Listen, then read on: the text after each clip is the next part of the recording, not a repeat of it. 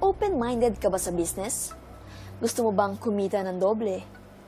Ito ay iilan lamang sa mga sikat na linyang binabanggit ng mga nanghihikayat na miyembro sa isang negosyong tampok natin ngayong hapon. Ano nga ba ang network marketing o mas kilala sa tawag na networking? Ito ba ay isang katuwaan lamang? Scam? O ano nga ba ang mayroon dito na nagdudulot ng iba't ibang pananaw at sari-saring komento ng mga tao na kumakalat ngayon sa social media?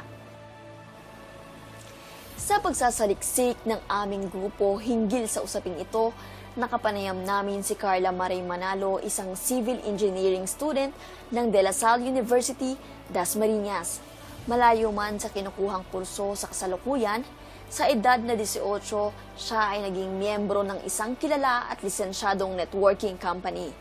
Nang tanungin namin siya kung gaano na nga ba siya katagal sa ganitong klase ng negosyo, magto 2 months na. I was invited 2 months ago, April 27.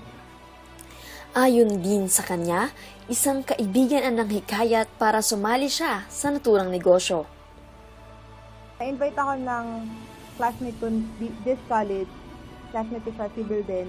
In-invite niya ako, wala lang, parang naghahanap kasi ako na ng part-time kasi summer na noon. Sabi ko, gusto ko lang ng part-time, gano'n. Walang ideya ang dalaga sa kumpanyang sinasabi ng kanyang kaibigan.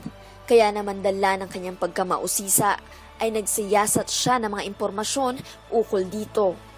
Wala akong idea sa networking, pero narinig ko siya sa mami ko, sa tita ko, sa daddy ko, gano'n. Kasi uso na rin sa dati. Akala nga nila yung networking is scam. Parehong pumasok sa mundo ng networking ang mga magulang ni Lay, ngunit pareho ring naging biktima ng pyramid scam, na kung saan hindi lisensyado ang kumpanyang kanilang sinalihan. Dahil dito naging negatibo ang kanilang pagtingin sa ganitong uri ng negosyo. Ngunit sa kabila ng pagtutol ng mga ito sa anak, ipinagpatuloy pa rin ni Lay ang desisyong pasukin ang mundo ng networking.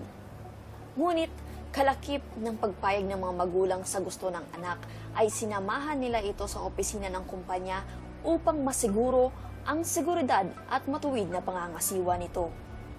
Kinamusta naman namin ang estado ng pag-aaral ni Lay, lalo na ngayong may negosyo siyang inaasikaso.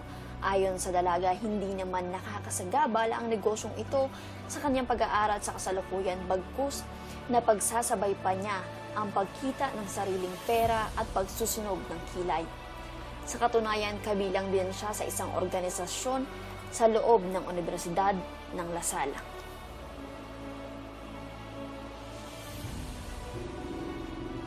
Yun, sa kasabay din ng org, kaya pa naman. And as DLSUD student, syempre, time management lang talaga.